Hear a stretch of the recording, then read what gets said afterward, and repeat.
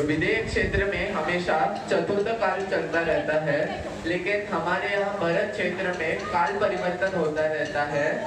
हमारे यहाँ पहले काल से छठवें काल तक 6 काल होते हैं।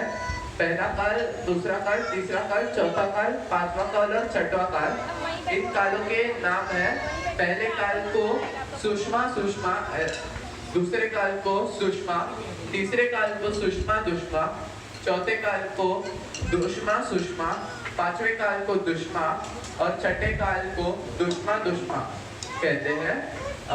ये 6 पहले काल से छठवें काल तक जब गिनती होती है तो उसे अवसर पीढ़ी कहते हैं।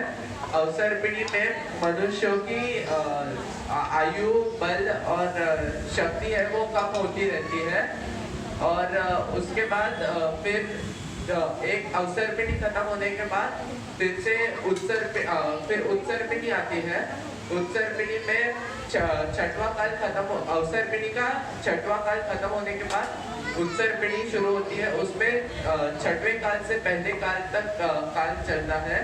तो छठवां, फिर पांचवा, फिर चौथा, फिर तीसरा, फिर दूसरा, फिर पहला काल, ऐसे उत्सर पीढ़ी में जाता है। उत्सर पीढ़ी में मनुष्य की आयु, बल, शक्ति ये बढ़ती है।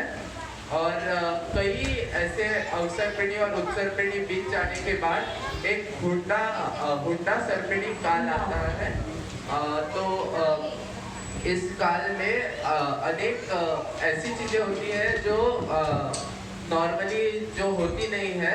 जैसे कि तीर्थंकर के यहाँ पर बेटियों का जन्म नहीं होता, लेकिन हुंडा अवसर पीढ़ी काल में बेटियों का जन्म होता है।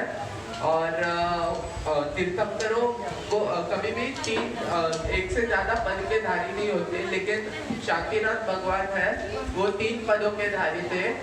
वो कामदेव भी थे, वो चक्रवर्ती भी थे और वो वे तीर्थंकर भी थे। इतना ही